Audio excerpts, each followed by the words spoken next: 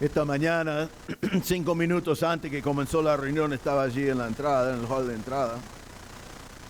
Y los sugieres estaban todos juntos allí hablando y me hicieron así.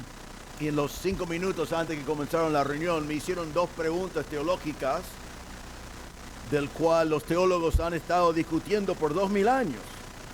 Y querían que yo les contestara qué significan 2 cosas así profundas en 5 minutos.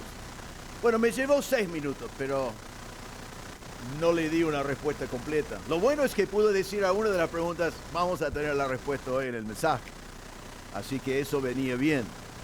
Y es lindo cuando la gente está buscando respuestas y entendimiento en cuanto a teología, que teología no es una mala palabra, teología significa las cosas de Dios o saber de Dios, y doctrina es una buena palabra que significa enseñanza. Y nosotros queremos saber de Dios. Ahora nosotros vamos a volver hoy a 1 Timoteo capítulo 2 y versículo 1. Vamos a ver el mismo pasaje que vimos la semana pasada, pero vamos a ver distintos aspectos de lo que el pasaje nos dice. Para mí esto es uno de los pasajes más maravillosos de toda la Biblia. Las verdades que encontramos acá son tremendas. La doctrina que vamos a ver hoy es profundo. El desafío para mí como predicador es ver esas doctrinas profundas y tremendas y a la vez seguir el argumento de Pablo y ver lo que significan eso para nosotros. Si te escapa un amén hoy, no trate de apagarlo. Vamos a hablar de verdades que debe hacerte alabar al Señor, porque el plan de Dios para la salvación es increíble, es tremendo, y las verdades que encontramos en este pasaje realmente son para estar asombrados nosotros por la sabiduría de Dios y las cosas que Él ha hecho. Ahora, en nuestro texto, la semana pasada vimos que Pablo nos exhortó a orar por el avance del Evangelio. Vimos que comenzando desde capítulo 1, Pablo está hablando del Evangelio, el Evangelio, el Evangelio. En este pasaje que parece ser sobre la oración, todo lo que dice sobre la oración es orad por el avance del Evangelio, orad por la salvación de todos los hombres. Pablo lo dijo que tenía que ser una prioridad. Recuerden que hablamos de 4 convicciones y dijimos lo siguiente: si tenés estas convicciones vas a orar correctamente, pero si no tenés las convicciones, probablemente no vas a orar. Y vimos que la oración para el avance del Evangelio debe ser una prioridad. Pablo dijo ante todo, antes de todas las otras cosas, como prioridad en tu vida, vas orando específicamente por el avance del Evangelio y por todos los hombres. Vimos que tenemos que orar con manos santas. No tiene sentido venir delante de un Dios santo, nosotros viviendo en nuestro pecado, y intentar llevar nuestros pedidos delante del Señor. Vimos que no importa la posición de las manos, importa que las manos y el corazón sean santos delante de Él. Vimos que tenemos que tener la convicción de que orar así agrada al Señor, que es agradable a Él, está de acuerdo con su voluntad. Él quiere que oramos así. Y también tenemos que creer que nuestras oraciones cambian vidas, impactan las vidas de los demás. Que mi oración por la salvación de alguien puede ser lo que Dios utiliza para que esa persona llegue a ser salvo. Entonces, antes de seguir a lo que vamos a ver, te pregunto si esos son tus convicciones. Y una buena forma ahora, una semana después, para evaluar si tienes estas convicciones o no, sería preguntarte a ti mismo si oraste así en esta semana. ¿Oraste en esta semana por el avance del Evangelio como prioridad? ¿Oraste por todos los hombres para la salvación de algunos vecinos, algunos familiares, algunos conocidos, tu jefe de trabajo, el que trabaja para ti o quien fuera, orando por todos los hombres? Porque si no lo hiciste, entonces todavía no tenés esa convicción. Y si tenés esas convicciones, habrás orado así. Ahora, Pablo entonces nos exhortó a orar por la salvación de todos los hombres. Y ahora Dios hoy en el mismo pasaje nos revela lo que Él ha hecho, lo que Dios ha hecho, lo que Dios ha provisto para la salvación de todos los hombres. Quiere que nosotros oramos por todos los hombres, pero ahora nos va a decir que Dios proveyó la salvación por todos los hombres.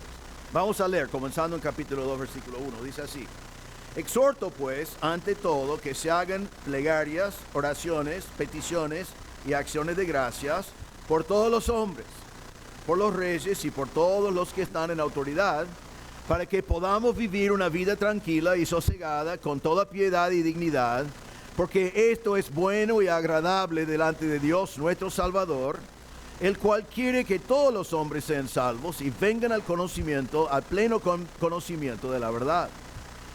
Porque hay un solo Dios y también hay un solo mediador entre Dios y los hombres, Cristo Jesús, hombre, quien se dio a sí mismo en rescate por todos, testimonio dado a su debido tiempo. Y para esto yo fui constituido predicador y apóstol, digo la verdad en Cristo, no miento, como maestro de los gentiles en fe y verdad. Por tanto, quiero que en todo lugar los hombres oran, levantando manos santas, sin ira ni discusiones.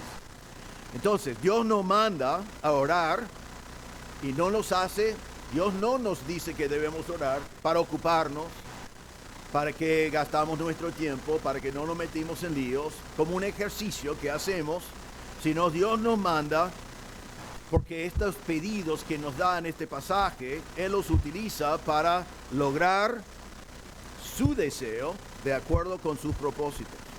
Entonces hoy vamos a ver 4 acciones de Dios en la provisión de salvación para todos los hombres. Siempre recordando, tenemos que orar por todos los hombres, y hoy 4 cosas que ha hecho Dios, 4 acciones de Dios en la provisión de la salvación para todos los hombres. En primer lugar, primera acción, Dios desea la salvación de todos los hombres. Versículo 3 dice, porque esto es bueno y agradable delante de Dios nuestro Salvador, el cual quiere que todos los hombres sean salvos y vengan al pleno conocimiento de la verdad. El Señor desea que todos sean salvos. Ahora, Él nos manda a orar así porque es su deseo.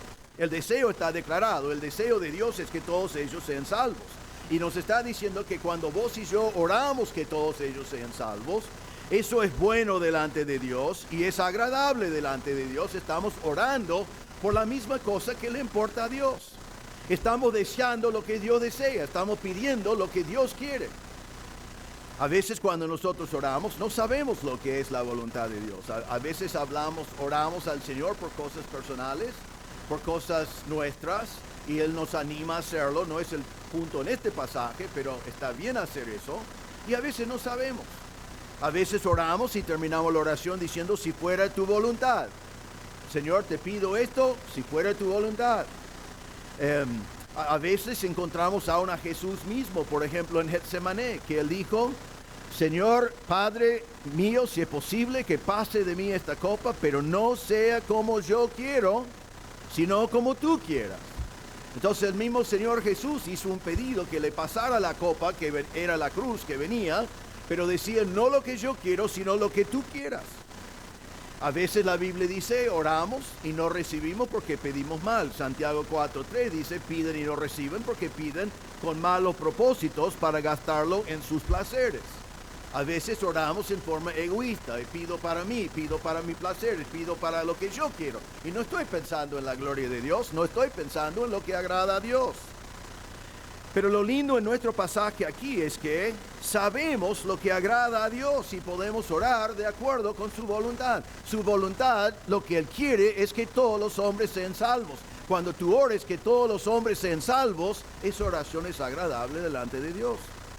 Dice en versículo 3, y tocamos esto la semana pasada, que es bueno, significa que es útil, sirve, es hermoso, es bueno en el nivel más alto. Es agradable, es aprobado por Dios, es aceptable delante de Dios, es admirable delante de Dios, y Él quiere que oramos así. Entonces, cuando oramos así, estamos orando dentro de la voluntad de Dios. Ahora, observen también que dice en versículo 3, esto es bueno y agradable delante de Dios, nuestro Salvador. El que quiere que todos los hombres sean salvos es el Salvador. Ahora observen también que dice acá Dios, nuestro Salvador. Cuando vos hablas del Salvador, ¿quién normalmente decís que es el Salvador? Cristo. Normalmente decimos Cristo es nuestro Salvador. Acá dice que Dios el Salvador. Ahora, yo tengo acá toda una lista que no voy a pasarlo, pero Cristo es el Salvador, lo dice en la Biblia vez tras vez tras vez tras vez. Lucas 2:11, porque les ha nacido hoy en la ciudad de David un Salvador, que es Cristo el Señor. 1 Timoteo 1:15, palabra fiel y digna de ser aceptado por todos. Cristo Jesús vino al mundo para salvar a los pecadores. Y podemos seguir y seguir y seguir. Cristo es nuestro Salvador. Pero acá dice que Dios es el Salvador. Y también en Lucas 1:47, después de que María recibió la revelación que ella iba a dar a luz al Señor Jesucristo, ella dijo: a mi espíritu se regocija en Dios, mi Salvador. Ella no estaba hablando específicamente de Cristo allí, él no había nacido todavía, estaba hablando de Dios, Jehová, el Padre, es mi Salvador.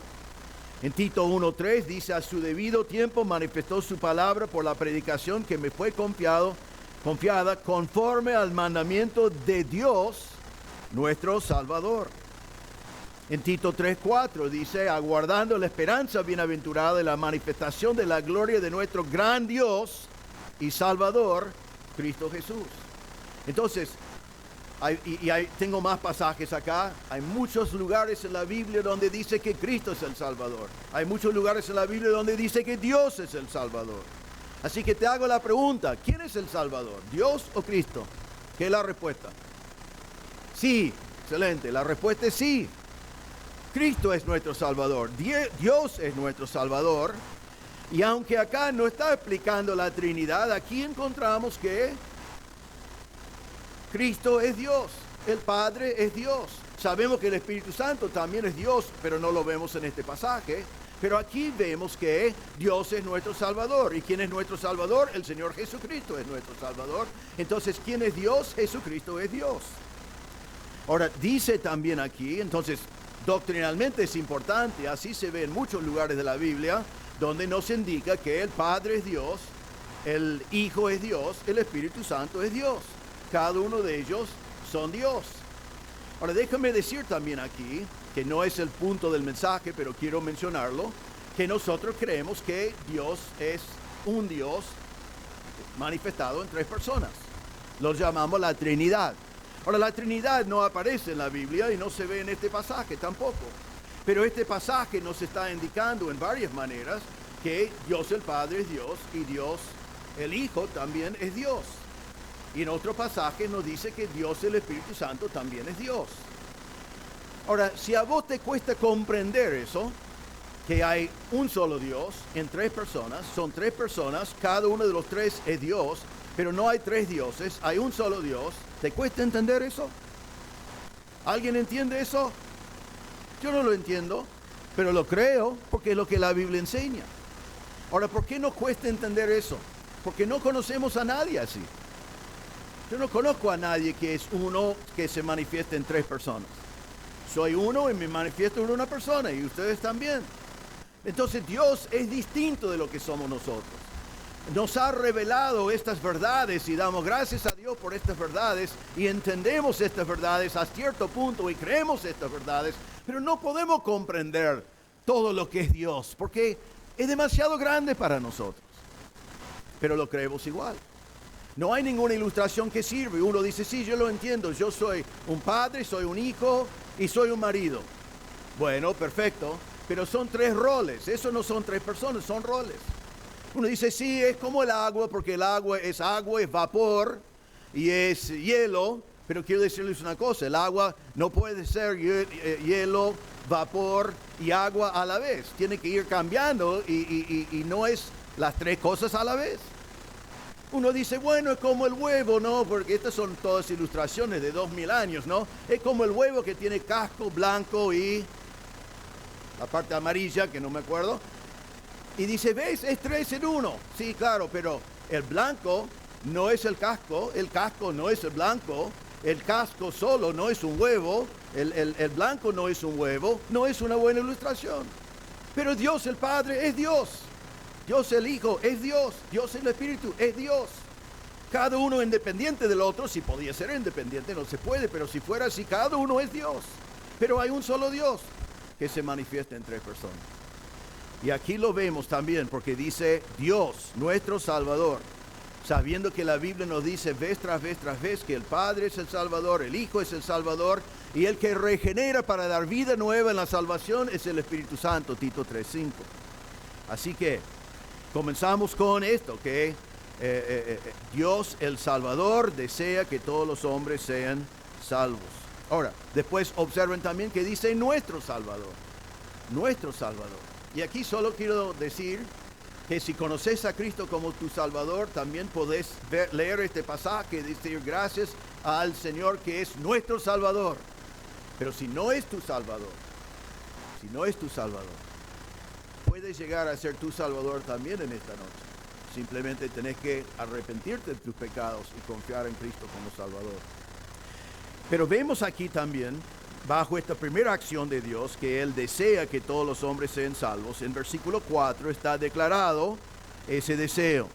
Dice, Dios, el cual quiere que todos los hombres sean salvos y vengan al pleno conocimiento de la verdad. Ahora aquí te debe venir enseguida a su mente una pregunta.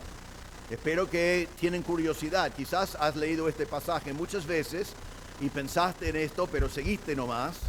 La pregunta es, si Dios quiere que todos los hombres sean salvos, entonces ¿por qué no son salvos todos los hombres? ¿No? Dios no puede hacer lo que Él quiere. Dios no logra lo que Él quiere. Entonces tenemos que mirar en este pasaje y entender lo que quiere decir cuando dice que Dios quiere que todos los hombres sean salvos. Cuando sabemos que no todos los hombres son salvos, sabemos que algunos van a pasar la eternidad en el infierno. Así que no es así que todos son salvos, pero dice que Dios quiere que todos sean salvos. Ahora, realmente cuando tenemos la palabra acá, querer, en griego y también teológicamente, hay dos opciones de qué significa esta palabra. Esta palabra, el cual quiere, podía significar el que quiere y decretó, determinó, hizo un edicto de acuerdo con los propósitos de Dios. Y si fuera así, si Dios hubiera hecho un edicto que todos los hombres sean salvos, entonces todos los hombres serían salvos. Muchas veces Dios obra así. Dios a veces hace edictos, hace determinaciones, decide cosas. En Isaías 14:24 dice, el Señor de los ejércitos ha jurado, ciertamente tal como lo había pensado, así ha sucedido. Tal como lo había planeado, así se cumplirá. Si el Señor de los ejércitos lo ha determinado, ¿quién puede frustrarlo? En cuanto a su mano extendida, ¿quién podrá apartarla? Si Dios ha decidido algo, ¿quién puede frenarlo? ¿Quién puede pararlo? Y la respuesta es nadie. Si Dios decide algo por decreto, no va a cambiarlo nada. En Hechos 2:23, hablando del plan de salvación y la venida de Cristo para morir por nosotros, dice, Jesús fue entregado por el plan predeterminado y el previo conocimiento de Dios. Y ustedes lo clavaron en una cruz con manos de impíos y lo mataron. Ellos mataron a Jesús. Pilato condenó a Jesús. Los fariseos condenaron a Jesús. Pero Jesús no murió por eso. Jesús podía haber escapado de eso fácilmente. Jesús se hubiera podido bajar de la cruz. Jesús hubiera podido demostrar su poder y salir de eso. Pero aquí dice que fue de acuerdo con el plan predeterminado y el previo conocimiento de Dios. Dios planificó eso. Todo fue planificado por Dios. Iba a pasar sí o sí. Ahora en Romanos 9, versículo 20 en adelante dice, ¿quién eres tú, oh hombre, que le contestas a Dios? ¿No tiene el alfarero derecho sobre el barro de hacer de la misma masa un vaso para uso honorable y otro para uso ordinario? Y Él va marcando allí que Dios es nuestro creador. Él puede hacer con nosotros lo que Él quiere. Cuando Él quiere decretar algo, entonces Él tiene el poder de hacerlo. A nosotros nos gusta Romanos 8, 29 a 30, pero marca decretos de Dios en esos versículos donde dice, porque a los que de antemano conoció, también los predestinó. Predestinó es una palabra en griego, se llama aurista, es pasado, completado.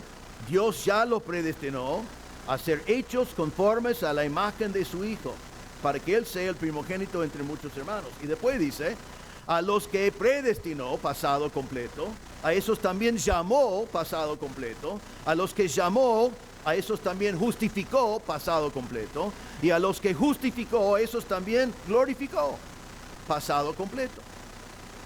Entonces, La Biblia dice, la palabra de Dios nos dice en Efesios 1:4 que Dios nos escogió en Él antes de la fundación del mundo.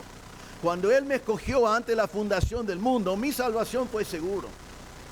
Ya fue seguro, porque fue un decreto de parte de Dios. Ahora, ¿yo sabía eso? No, yo no había nacido todavía. Y cuando yo nací, ¿yo me di cuenta de esas cosas? No.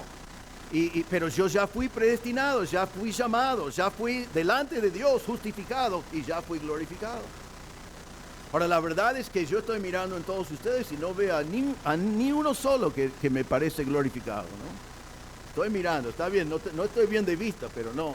Y esta mañana miré el espejo y ¿sabe lo que vi? Un hombre plenamente no glorificado, ¿no? No me cruzó la mente, mira qué glorioso, ¿no? Al contrario, nunca pensé eso mirando el espejo. Quizás algunos de ustedes sí, pero yo no. Pero ¿qué dice acá? Dios ya me glorificó. Es un hecho, es un edicto, es algo que Dios ya hizo.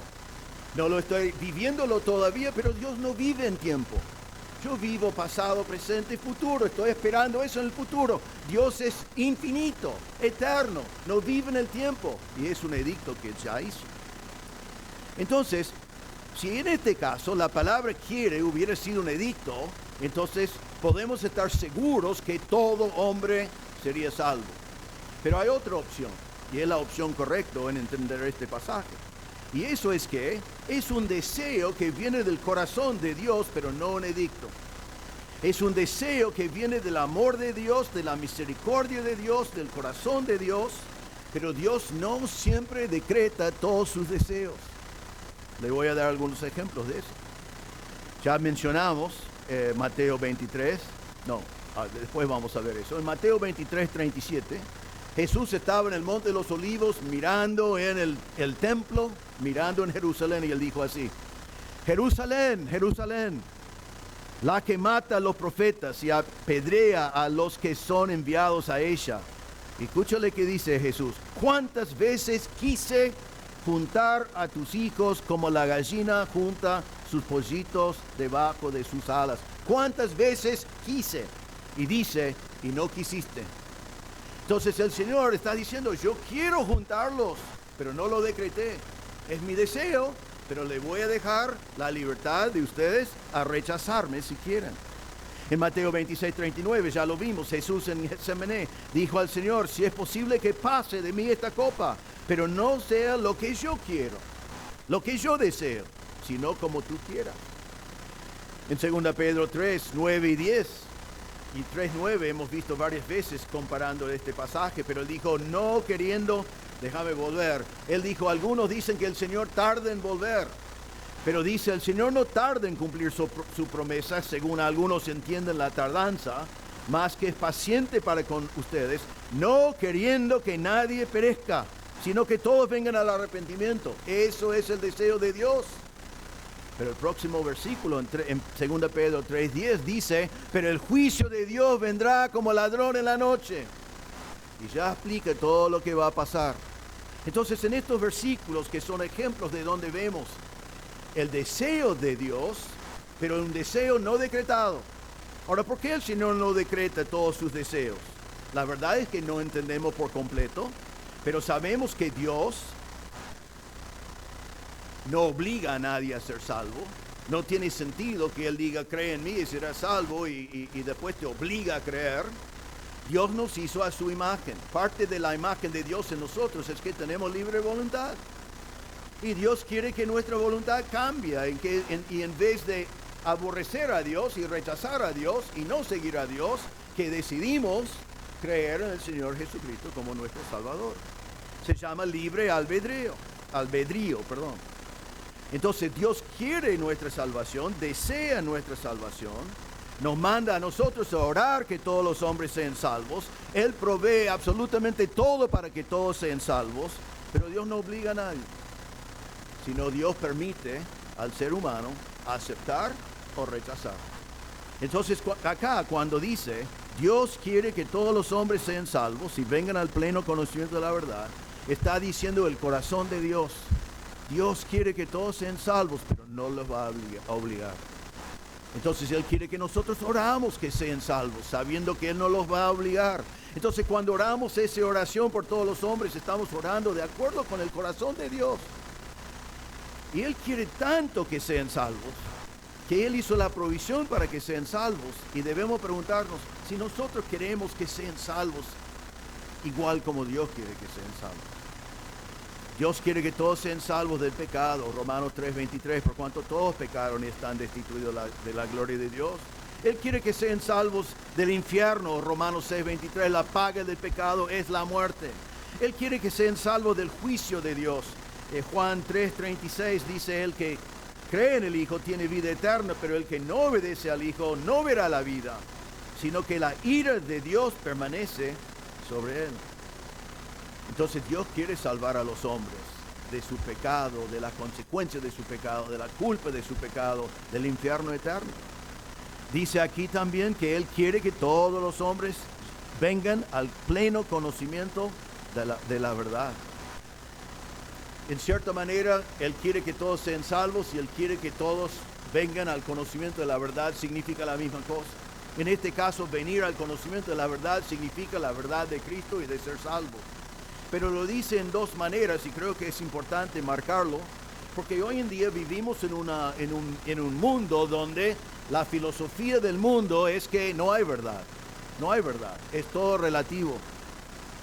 Recuerden que Pilato, cuando Jesús estaba delante de él, y Jesús dijo, yo he venido al mundo para dar testimonio de la verdad, y Pilato le preguntó, ¿qué es la verdad? ¿Cómo vamos a saber la verdad? Bueno, ese es el mundo en el cual vivimos nosotros hoy en día. Un mundo en el cual la gente cree que no hay verdad. En Efesios 1:13, Pablo dijo, después de escuchar el mensaje de la verdad, el evangelio de su salvación y habiendo creído, fueron sellados en él con el Espíritu Santo de la promesa. Yo me acuerdo cuando era chico me dijeron que viene un mundo de relativismo, viene un mundo donde no va a haber verdad, y me dijeron, me advirtieron de cómo sería ese mundo. Yo me acuerdo que yo siempre pensaba, estos están locos, porque un mundo así como ellos me están hablando, donde no hay verdad, no puede funcionar. Es imposible que funcione. ¿Cómo vamos a saber? No vamos a saber nada si nada es real, si nada es correcto, si nada es bueno, si algo realmente está pasando o no. Bueno, ya vivimos en ese mundo. Por eso vivimos en el mundo hoy. Nace un bebé, el doctor dice, no sé lo que es, vamos a ver. Más adelante veremos. Ni sabemos, pues sí sabemos que es una mujer, que es un hombre y muchas otras cosas así. No hay verdad. No hay verdad absoluta. Y en cuanto a la salvación, la gente dice, bueno, tú tienes tu verdad, yo tengo mi verdad.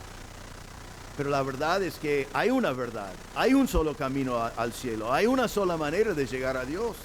Entonces aquí dice que Dios quiere que todos vengan al pleno conocimiento de la verdad. Vemos también, recuerden cuando Pablo hablaba de los judíos en Romanos 10:2, él dijo, yo testifico a su favor que tienen celo de Dios, tienen celo, tienen sinceridad, tienen fuerza, energía, celo para Dios, pero dice, pero no conforme a un pleno conocimiento, pues desconociendo la justicia de Dios y procurando establecer la suya propia, no se sometieron a la justicia de Dios. Entonces tienen celo religioso, mucho celo, sin conocimiento. Como no tienen conocimiento, inventan su propia justicia, pero no es la justicia de Dios. Y entonces mueren sin ser justificados delante de Dios. Entonces Pablo dice, Dios en su corazón nos exhorta a orar por todos los hombres porque Él quiere que todos los hombres sean salvos. Él quiere que todos los hombres lleguen a la verdad. Eso es la primera acción de Dios. Él quiere que todos sean salvos, pero no obliga a nadie.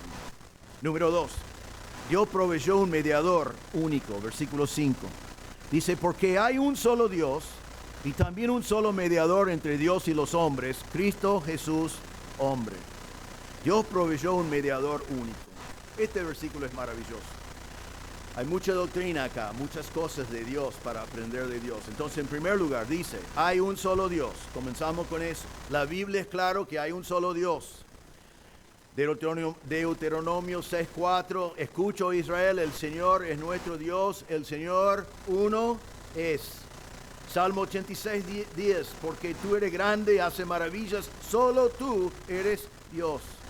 Isaías 45, 22, porque yo soy Dios y no hay ningún otro. Hay un solo Dios. Comenzamos con eso otra vez. La Biblia dice que el Padre es Dios, el Hijo es Dios, el Espíritu Santo es Dios, pero dice que hay un solo Dios. Ahora, el hombre de hoy no quiere un solo Dios. El hombre prefiere que haya muchos dioses, porque si hay muchos dioses no tiene que rendir cuentas a ningún Dios. En toda la historia vemos desde miles y miles de años atrás, desde casi el principio, que el hombre ha hecho ídolos. Recuerden el Antiguo Testamento, habla del hombre que toma una madera y usa la mitad para hacer un fuego, para calentar su comida, y con la otra mitad hace un Dios. Entonces con la mitad lo quemo y el otro dice, esto es Dios, y voy orando ese tronco pensando que es un Dios. Y nosotros decimos, pero qué tonto es eso. Pero en la historia hay dioses así, hay imágenes, hay tantas cosas que el hombre ha querido poner. ¿Y por qué hacen eso? Porque así el hombre inventa a su Dios. Si yo hago mi Dios, entonces al final no tengo que rendir muchas cuentas delante de un Dios que yo hice de un tronco. Hoy en día muchos están adorando la creación misma. Entonces ya no es un tronco, es un árbol que vive. Adoran al árbol, adoran la naturaleza, adoran a las estrellas, o adoran lo que está en el cielo, adoran cualquier cosa, porque así no tienen que rendir cuentas a su creador. Ellos dicen que todos los dioses son iguales, que no es uno que es superior, y cuando nosotros decimos que Cristo es el camino, la verdad y la vida, eso es lo que ofende el mundo en el cual vivimos. Ahora, pero déjame decir, con mucha sinceridad, después de muchos años de pastorear y aconsejar, a veces algunos de nosotros también inventamos nuestro propio Dios. Alguien viene y dice, pastor, estoy sufriendo tal y tal cosa, ¿qué hago? Y yo digo, miren la Biblia, acá dice que Dios quiere que hagas esto. Y algunos me han dicho, no en estas palabras, pero es lo que me dicen, mi Dios no diría esto. Tu Dios es un Dios de condenación al pecado. Mi Dios es un Dios de amor. Yo tengo un Dios mejor que el tuyo y yo voy a seguir mi Dios. Y a veces le he preguntado, ¿cómo sabes que tu Dios es así? ¿De dónde sacaste ese Dios? Porque no está aquí. Esto es la revelación de Dios. Y cualquier otro Dios que vos inventaste, vos lo inventaste acá. El problema es que si yo invento mi propio Dios y sigo mi propio Dios, yo puedo convencerme que esto va a andar bien, pero no va a andar bien cuando estoy delante de Dios. Entonces hay un solo Dios. Él se reveló en la palabra de Dios. Tengo que conocerlo por medio de la palabra de Dios y tengo que responder al Dios que realmente es. Entonces necesito someterme a mi Creador. Necesito entender que Él es soberano. Necesito también ver que Él es mi Señor. El único Dios es mi Señor. Necesito rendir cuentas delante de Él. Pero también sabemos, y no lo dice aquí, pero es importante por lo que está en este versículo, sabemos que ese solo Dios es un Dios santo. Es un Dios santo. En Isaías 6:3 dice, un ángel decía al otro, daban voces diciendo, santo, santo, santo es el Señor de los ejércitos. Llena está toda la tierra de su gloria. Pero ustedes saben, hay una frase que no me gusta, ¿no? ¿Cuántas veces es santo Dios? Ayúdame, el que sabe. Infinitamente santo, ¿no? Hay algunos predicadores que dicen, y no piensen mal, y no están diciendo incorrectamente, pero que dicen que Dios es 3 veces santo. No, Dios no es 3 veces santo. Aquí está dicho que los ángeles dijeron santo, santo, santo 3 veces. Les aseguro que los ángeles están cantando santo, santo, santo, santo, santo, santo, santo, y siguen hasta el día de hoy, y algún día vamos a cantar junto con ellos. Pero si Dios fuera 3 veces más santo que Reinaldo Self, estaríamos todos en grandes problemas. Porque 3 veces más santo que yo no es santo. Y 3 veces más santo que vos tampoco. Dios es santo. Él es diferente de nosotros. Él no solamente es sin pecado, pero es totalmente diferente en su esencia de todos nosotros. Él es santo. En Apocalipsis 15:4 dice, oh Señor, ¿quién no temerá y glorificará tu nombre? Pues solo tú eres santo. Conocemos bien 1 Pedro 1:15-16 que dice, sed santos porque yo soy santo, dice Dios. Ahora, Cuando miramos entonces en versículo 5 y dice hay un solo Dios y un solo mediador entre Dios y los hombres, Cristo Jesús hombre, tenemos que entender que hay un solo Dios. ¿Y cómo es ese Dios? Él es santo. Y yo quiero tener acceso a Él. Yo quiero estar en su presencia. Yo quiero pasar la eternidad con Él.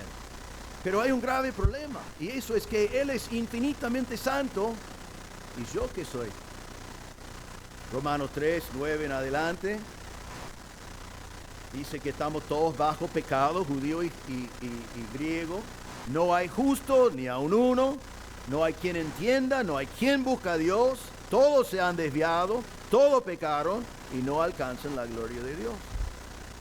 Así que, ¿cómo puedo yo, un pecador, muerto en mis pecados, pecador desde mi nacimiento, pecador por práctica, viviendo con mi pecado, cómo voy a acceder a un Dios que es santo, santo, santo?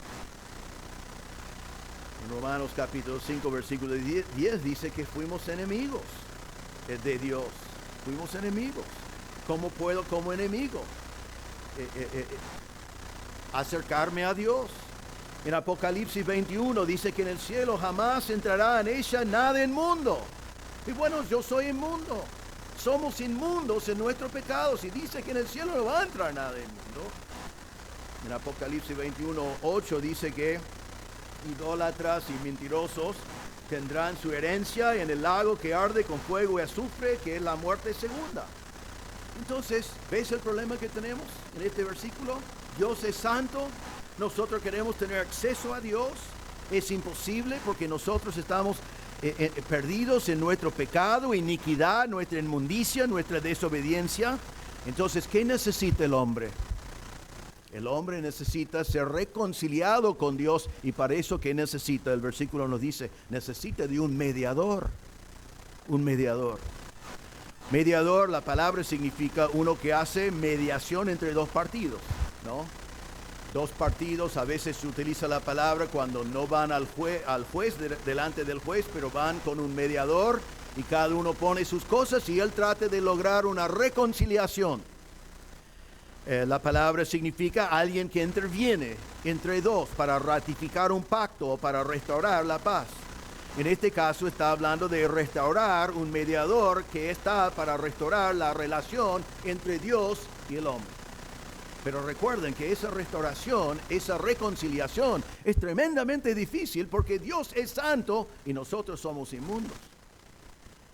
Isaías 59:2 dice, pero las iniquidades de ustedes han hecho separación entre ustedes y su Dios, y los pecados le han hecho esconder su rostro para no escucharlos. Así que tenemos un gran problema nosotros con el pecado y el hecho de que somos pecadores para poder tener acceso a Dios. Ahora dice acá que hay un solo mediador entre Dios y los hombres. Quiero observar algo más antes de que llegamos quizás a lo más hermoso de todo este pasaje. Hay un solo mediador, no hay dos, hay uno solo. Entonces tenemos que identificar quién es y saber quién es y por qué es. Pero debemos entender que en la religión se proponen muchos mediadores. Por ejemplo, hay un solo mediador. Algunos dicen que es María. Vamos a ver que María no puede ser el mediador, no es el mediador y hay uno solo. Así que si fuera María ya no sería Cristo. No es el Papa. ¿Por qué el Papa no puede ser el mediador entre Dios y los hombres? Porque Él es un hombre. Y Él es un pecador igual como nosotros. Y María también fue. Algunos dicen que el mediador es los santos, que ellos vivieron vidas ejemplares y están en el cielo interviniendo por nosotros. Los santos realmente no fueron más santos que vos y yo si somos salvos. Fueron santos delante de Dios, pero pecadores acá en la tierra no pueden ser el mediador entre Dios y los hombres. También fueron pecadores. No es el sacerdote, que algunos van a confesar su pecado delante del sacerdote, como el sacerdote es un intermedio. Él no puede ser un intermedio porque Él también es como nosotros, es un pecador. Solo Cristo puede ser el mediador. Y Él dijo, yo soy el camino, la verdad y la vida. Nadie viene al Padre sino por mí. Es el único. En Hechos 4:12 dice, en ningún otro hay salvación porque no hay otro nombre bajo el cielo dado a los hombres en el cual podamos ser salvos. Cristo es el mediador. Pero lo más fascinante, en mi opinión, y tremendo aquí, es por qué Cristo es el intermedio. ¿Por qué Él es el mediador? Dice acá, con palabras muy especiales, muy particulares, dice, hay un solo mediador entre Dios Santo y los hombres pecadores, Cristo Jesús, que dice, hombre. Cristo Jesús, hombre. El que nos reconcilia, el que hace reconciliación entre un Dios Santo y los hombres, tiene que ser el único ser que ha existido en la historia del mundo que es Dios y hombre. Y Jesús es hombre. Él tomó carne. Gálatas 4:4, cuando vino la plenitud del tiempo, Dios envió a su Hijo nacido de mujer, nacido bajo la ley. 1 Juan 4:2 dice, en esto ustedes conocen el Espíritu de Dios, todo espíritu que confiese que Jesucristo ha venido en carne es de Dios. Jesús vino y tomó carne. Él vino y se hizo hombre.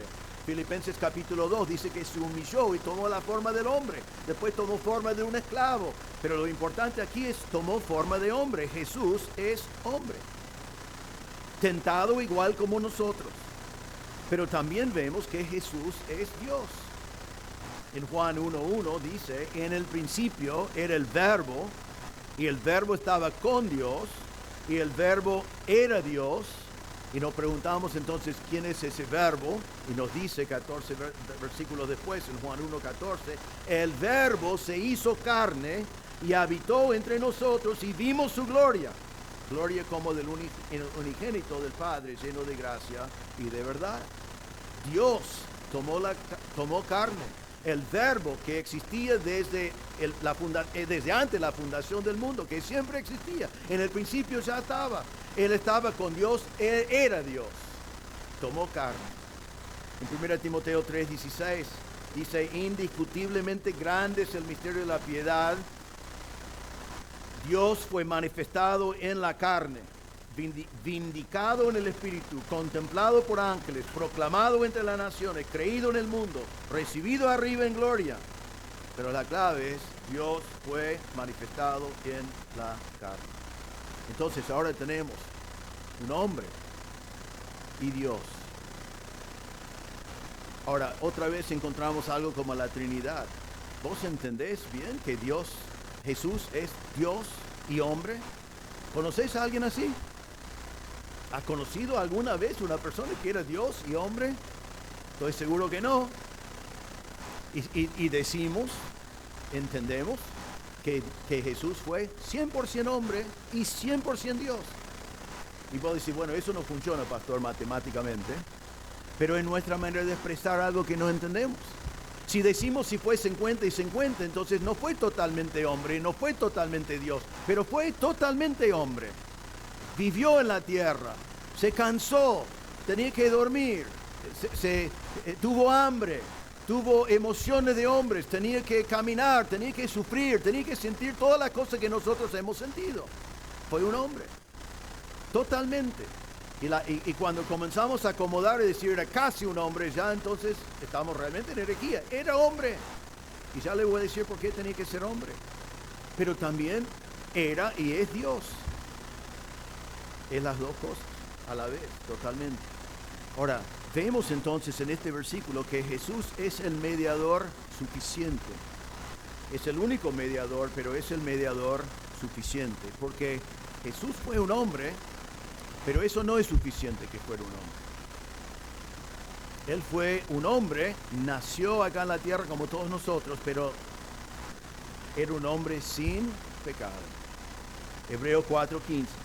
Porque no tenemos un sumo sacerdote que no pueda compadecerse de nuestras flaquezas, sino uno que ha sido tentado en todo como nosotros, pero sin pecado.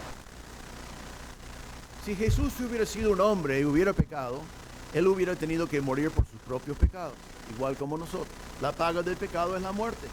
Si Jesús hubiera sido hombre pecador, hubiera tenido que morir por sus propios pecados. Él no podía morir por nadie. Pero dice que fue tentado como nosotros, pero sin pecado. Ahora, por otro lado, Si Jesús fue un hombre sin pecado, pero no fuera Dios, entonces Él podía morir por una sola persona. Sería su vida por la vida de otro.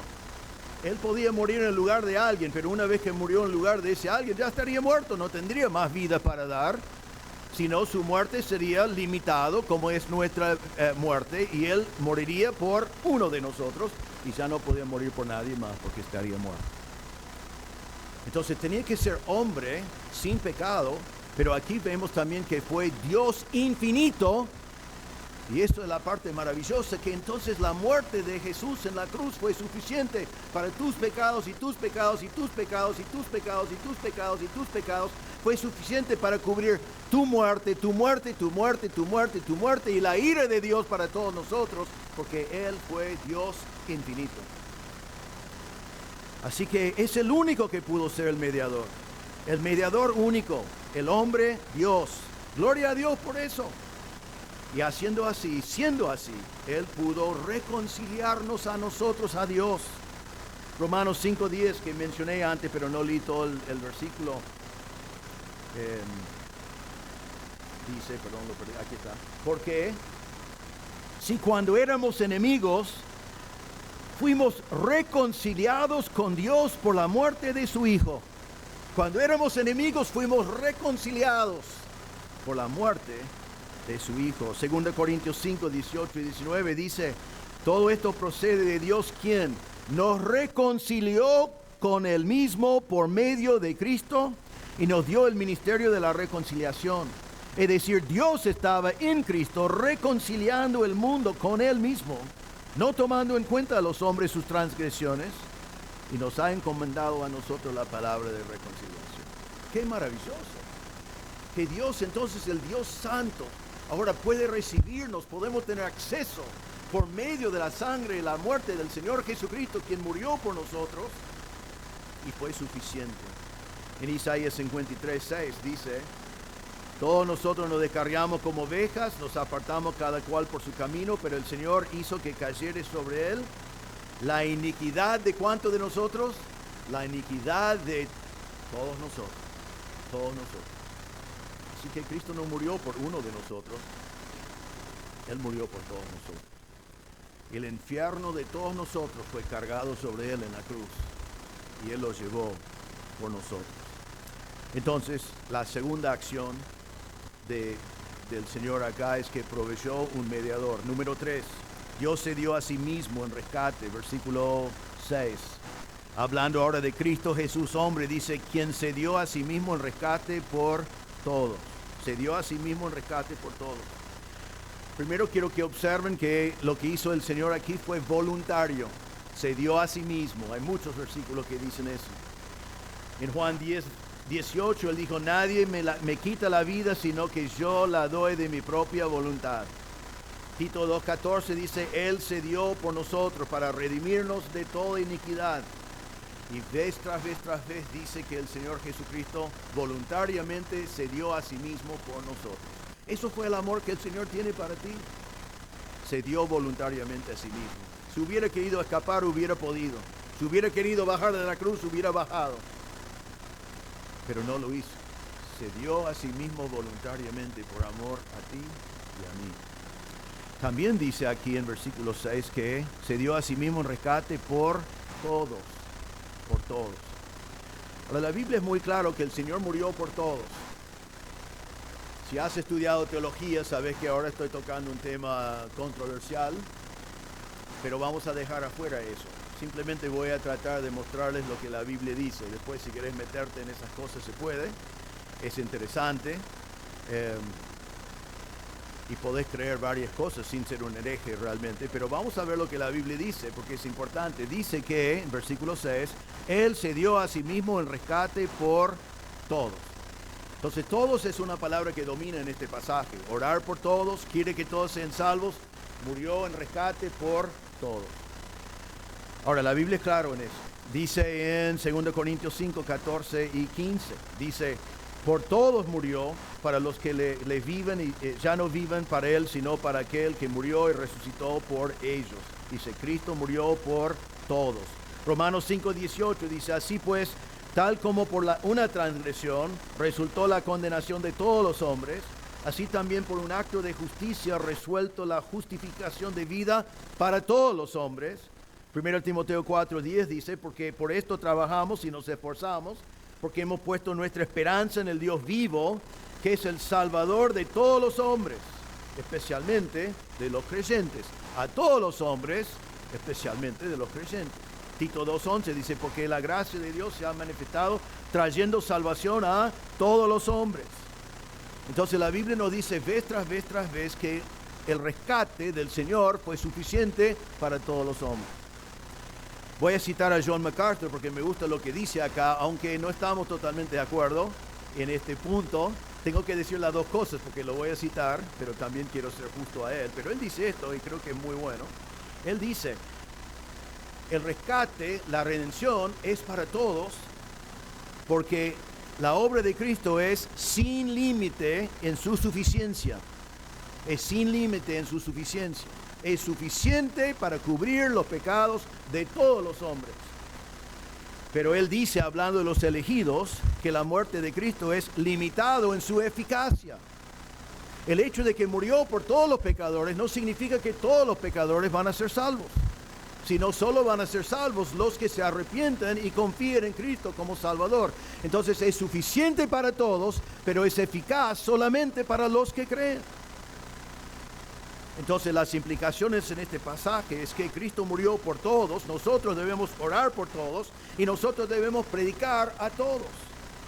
En Efesios 1:4 dice, y lo mencioné antes, Dios nos escogió en Cristo antes de la fundación del mundo para que fuéramos santos y sin mancha delante de Él en amor.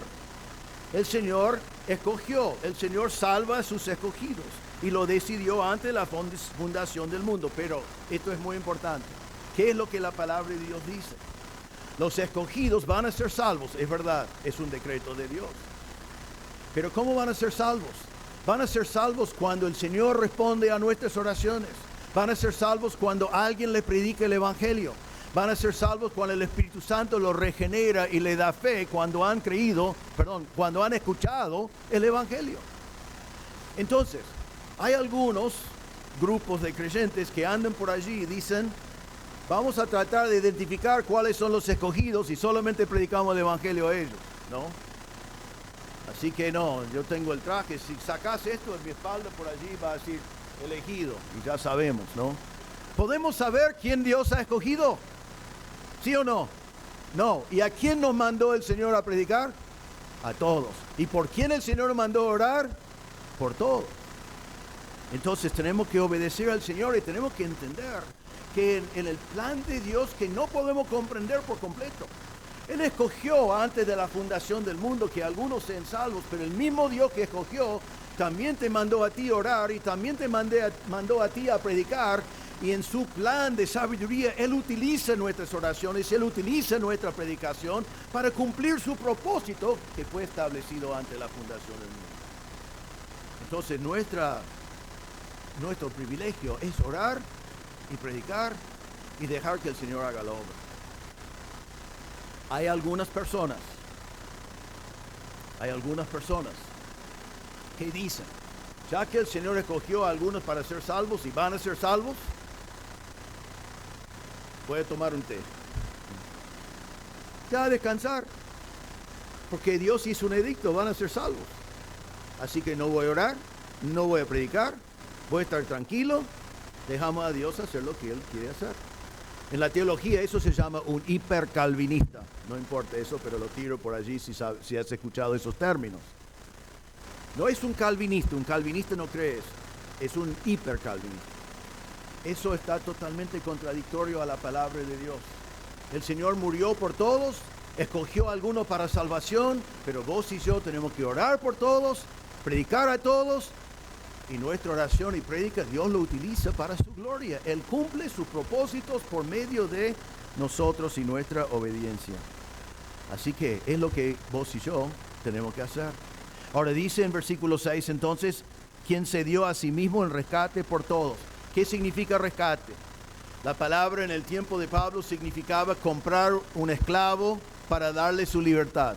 Era ir al mercado de esclavos, comprar al esclavo y dejarlo libre. Pero es más que eso, porque la palabra para rescatar, normalmente la palabra griega lutrón, y aquí la palabra es un compuesto que es antilutrón. Y anti no significa aquí en contra, sino significa que tiene más la idea de esto. No es que pago plata y te saco de la esclavitud, sino que voy a la persona que es dueño de los esclavos y digo, vendeme a mí como esclavo y deja a él libre. La idea de antilutrón es comprar el esclavo pagando, que yo pago su lugar, que yo me pongo en su lugar, que sea sustitución. Eso es el rescate que él hizo. Y dice que hizo rescate por todos, y la palabra por es la palabra uper, que significa en lugar de. Así que lo que hizo el Señor en ser nuestro rescate es que Él se puso en nuestro lugar para pagar nuestra cuenta. Él sufrió lo que nosotros debemos haber sufrido para que nosotros podamos ir libres. Y sería bueno acá dedicar un tiempo a meditar en eso, pero piensen en estos dos versículos. En 1 de Pedro 1, 18 y 19 dice así: ustedes saben que no fueron redimidos de su vana manera de vivir, heredada de sus padres con cosas perecederas como oro o plata, sino fueron comprados con sangre preciosa, como de un cordero sin tacha y sin mancha, la sangre de Cristo. ¿Cómo fue nuestra redención? No fue con oro y plata, no fue con dinero, no fue con buenas obras nuestras, no fueron con ritos que algunos quieren poner. Fuimos comprados con la sangre preciosa del Señor Jesucristo que Él derramó en la cruz. Porque la Biblia dice que sin derramamiento de sangre no hay perdón de pecados. Esto me llamó aún más la atención. Gálatas 3:13 dice así: Cristo nos redimió de la maldición de la ley. Bien, la maldición de la ley. La ley dice que cuando no cumplimos con la ley, morimos. Él nos redimió de la maldición de la ley. Pero miren lo que dice: habiéndose hecho Él maldición por nosotros. Porque escrito está: maldito todo el que cuelga en un madero. Jesucristo fue maldito en la cruz. Llevó nuestra maldición sobre Él. Lo hizo en nuestro lugar. Qué tremendo mediador que tenemos, y qué tremendo que el Señor Jesús mismo se dio a sí mismo para ponerse en nuestro lugar, para que nosotros podamos tener la salvación gratuitamente, comprado por la sangre de Cristo. Número 4, la cuarta acción, versículo 7. Dios constituyó predicadores para anunciar el Evangelio a todos. Versículo 7 dice: y para esto yo fui constituido predicador y apóstol, digo la verdad en Cristo, no miento, como maestro de los gentiles en fe y verdad. Ahora, el punto principal aquí, dentro del contexto, es que Pablo está diciendo que este Evangelio es para todos. Está diciendo: el Señor me puso como predicador y apóstol, pero el punto acá es a los gentiles. Por eso dice: con la autoridad de un apóstol les digo. Por eso dice: no estoy mintiendo, estoy diciendo la verdad. El Evangelio también es para los gentiles. Él quiere enfatizar que este gran Evangelio, este gran mediador, no es solamente para el pueblo judío, es para todos. Es para todos. El Señor proveyó eso para todos, y es lo que Pablo está marcando. Era chocante para la gente de aquel entonces, y por eso tenía que decir todas esas cosas. No miento, es para todos. Y dice aquí que Él es el predicador, y la palabra allí es la palabra heraldo. En aquel entonces la palabra significaba un mensajero oficial del rey. Ellos no tenían diarios, ellos no tenían WhatsApp, ellos no tenían formas de comunicar como nosotros tenemos hoy. El diario fue el heraldo que se puso en un lugar público importante y daba avisos de parte del rey. Eso es la palabra que se utiliza acá. Una declaración pública de noticias de parte del rey. Y Pablo dice: el Señor, ya que pide que oramos por todos, ya que Dios quiere que todos sean salvos, ya que el mediador es para todos, también me puso a mí para ponerme en la esquina y para dar anuncio público de este Evangelio que es para todos. Y Pablo dice acá: fui constituido, fui puesto predicador y apóstol en fe y verdad. Pero ¿saben una cosa, hermanos? Vos y yo también somos puestos por Dios como heraldos. Mateo 28, 19, en la Gran Comisión, la palabra de Dios dice que Dice, vayan pues y hagan discípulos de todas las naciones. Marcos 16:15 dice, vayan por todo el mundo y prediquen el evangelio a toda criatura. Hechos 1:8 dice, cuando haya venido sobre vosotros el Espíritu Santo, me seréis testigos en Jerusalén, en Judea, en Samaria y hasta los confines de la tierra. Así que vos y yo también somos puestos por Dios para ser los heraldos que prediquen este mensaje. ¿Y a quién lo predicamos? Todos, a todos. A nuestros familiares donde quizás es incómodo, a nuestros vecinos donde quizás es difícil, a nuestros jefes donde quizás no van a querer escuchar, a ese adicto que parece que nunca podía ser salvo, pero puede ser salvo. El Señor quiere que predicamos el mensaje a todos, porque Dios quiere que todos sean salvos. Entonces, en este pasaje, hermanos, vemos la palabra todos, todos, todos, todos, todos. Oran por todos, quiere que todos sean salvos. Es mediador para todos, se dio a sí mismo por todos y envió predicadores a predicar la palabra a todos. Te pregunto, ¿estás orando por todos? Desde la semana pasada que hablamos de eso, ¿hiciste una lista de personas que conoces, conocidos tuyos que no conocen a Cristo? Y comenzaste a ir al trono de la gracia, a pedir, a rogar delante del Señor que ellos sean salvos, porque nuestras oraciones tienen impacto delante de Dios en una manera que no entendemos por completo, pero la Biblia dice que es así, para que esas personas sean salvos. Es lo que Dios quiere que hagamos.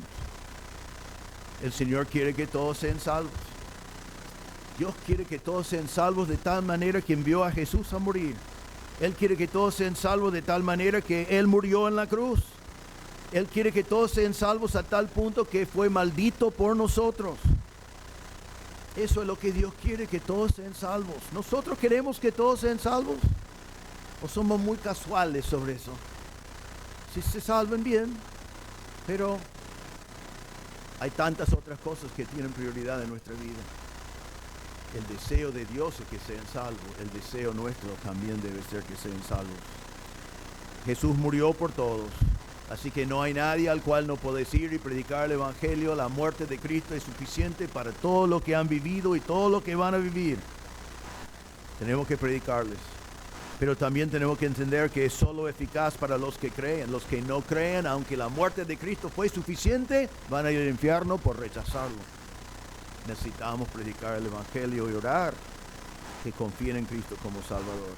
Y hermano, Dios te puso como un heraldo a proclamar este mensaje de parte del Rey. ¿Qué vas a hacer con eso? Otra vez en 2 Pedro 3:9 el Señor dice que el Señor no quiere que nadie perezca, sino que todos vengan al arrepentimiento. Nos ponemos de acuerdo con lo que Dios quiere y proclamamos a los que necesitan de Cristo lo que el Señor hizo para que ellos sean salvos. Todo esto son tremendas verdades, que el Señor proveyó la salvación en semejante manera. Es increíble. Debemos estar en nuestros corazones diciendo amén, gloria a Dios, qué tremendo. Pero quizás hay entre nosotros alguien que no conoce a Cristo como Salvador. Quiero decirte que si no conoces a Cristo, el Señor quiere que seas salvo. Y Él te ama tanto que envió a Jesús a morir por ti.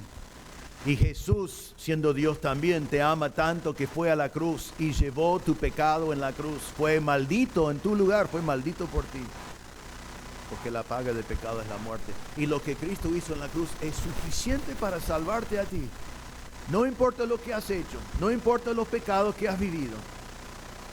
Lo que Él hizo es suficiente, no necesitas agregar absolutamente nada.